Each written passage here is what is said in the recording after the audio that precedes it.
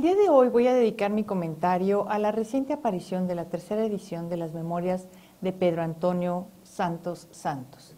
Es una obra que se puede calificar de veterana de combate porque se refiere a una parte del proceso revolucionario iniciado en 1910 en la Huasteca Potosina y porque en sí el manuscrito ha sobrevivido a esta etapa difícil y turbulenta de nuestra nación. La primera edición apareció en el marco de la realización del primer Congreso Internacional de la Revolución Mexicana, celebrado en San Luis Potosí en noviembre de 1990. La segunda edición salió un año después, en 1991, y pronto se agotó. Ahora, en el marco de la celebración del centenario del inicio de la Revolución Mexicana, vuelve a editarse este valioso texto para la historia regional a instancias de la Secretaría de Cultura del Gobierno de San Luis Potosí. La búsqueda del manuscrito se inició cuando leí la referencia que brinda Primo Feliciano Velázquez en su historia de San Luis Potosí.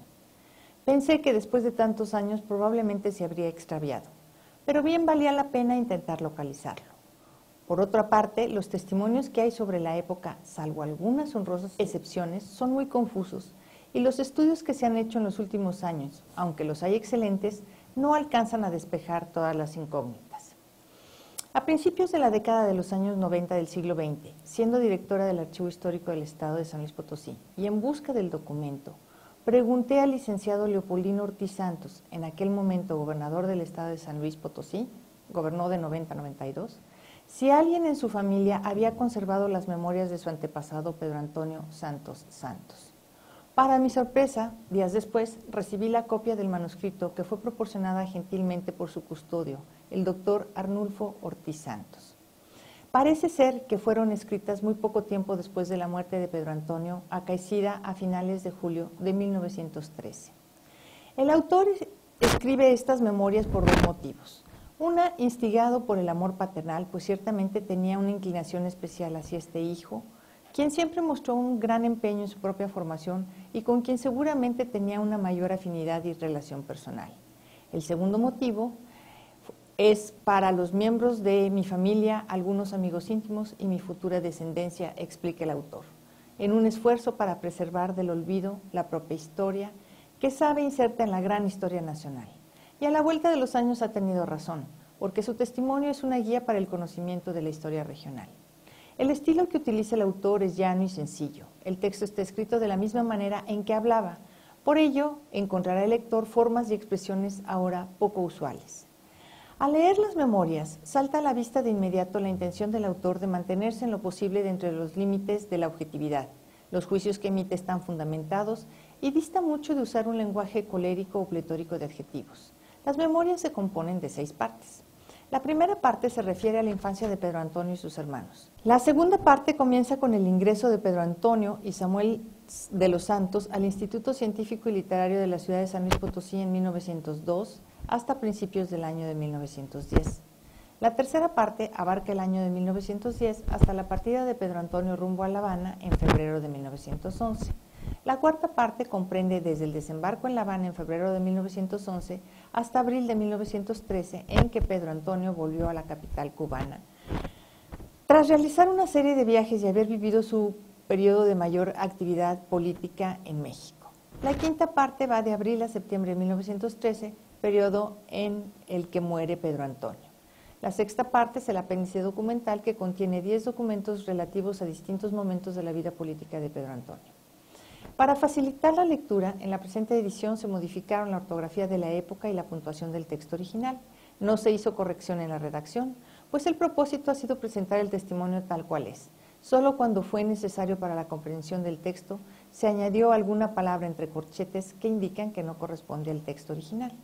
El texto lleva notas a pie de página que lo aclaran, complementan o apoyan. Estas, al mismo tiempo, han servido para valorar el texto, pues el autor escribe a partir de sus propios recuerdos y no se apoya en otros testimonios. No obstante, toda la información que proporciona corresponde a las fuentes documentales de la época y aún llega a superarlas. La enérgica personalidad del autor se revela a través del texto. Sin embargo, es necesario proporcionar algunos datos que nos ayuden a situarlo y entenderlo como un hombre de su tiempo. Pedro Antonio Santos Santos nació en Tampamolón alrededor del año de 1854. Fue hijo de José Antonio de los Santos y Josefa Santos.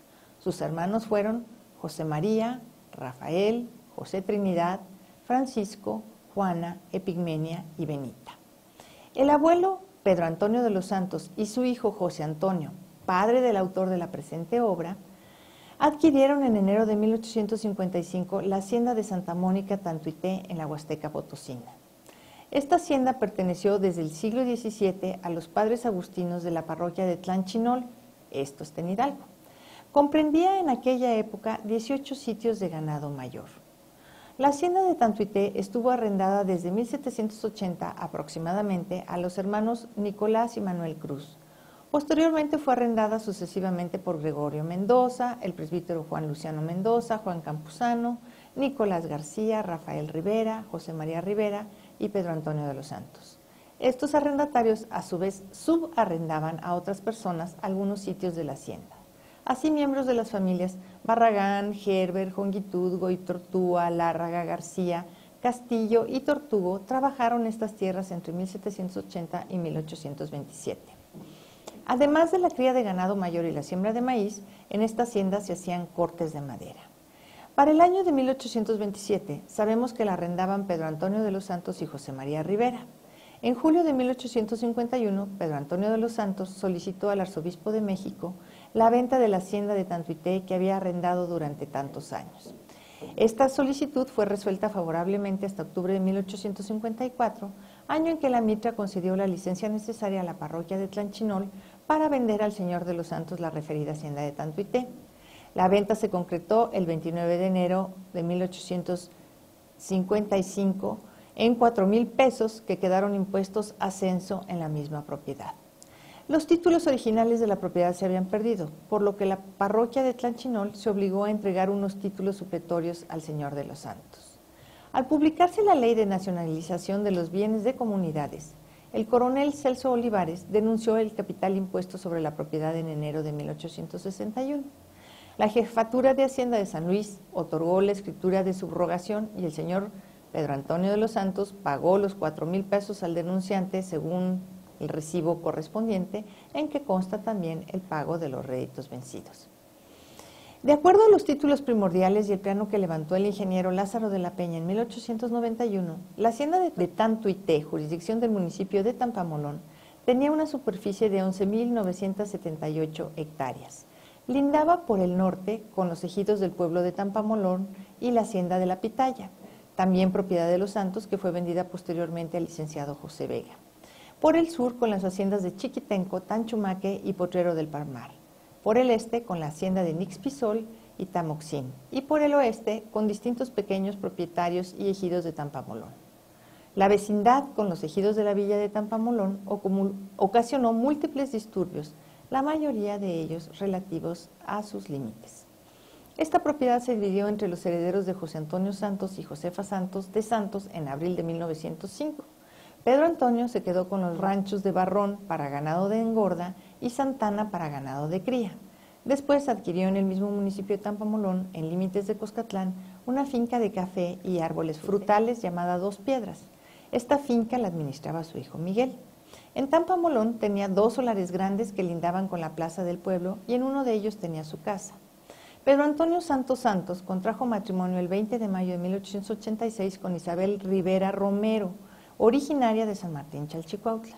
Tuvieron 8 hijos: Sofía, Samuel, Pedro Antonio, Teodoro, Miguel, Concepción, Gonzalo y Gertrudis. Pedro Antonio fue presidente municipal de Tampamolón en 1879 y 1912. En buena medida, la participación de esta familia en la Revolución se puede entender a partir de los problemas locales, como explica Enrique Márquez. A partir de 1881, las facciones encabezadas por los Martés y los Santos lucharían violentamente por la hegemonía de Tampamolón.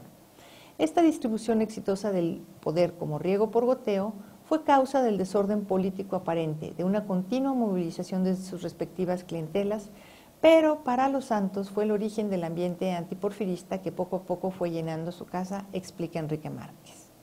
Los Santos tenían fama de ser gente enérgica, por ello no es extraña la afirmación de Gonzalo Santos: en nuestros ranchos siempre había armas, mucha decisión para no dejarse atropellar y magníficas posiciones estratégicas para emboscadas defensivas. Después de la muerte de su hijo Pedro Antonio, Pedro Antonio de los Santos residió en la ciudad de San Luis Potosí con sus hijas Gertrudis y Concepción y se alejó totalmente de la política. Aquí escribió las memorias. Tenía una pequeña huerta en San Juan de Guadalupe, al sur de la ciudad, que visitaba todas las mañanas. Murió en la Ciudad de México el 28 de agosto de 1922 a los 68 años de edad. Su hijo, el general Samuel Santos, se encargó de trasladar sus restos por ferrocarril a la ciudad de San Luis Potosí y fue enterrado en el Panteón del Saucillo.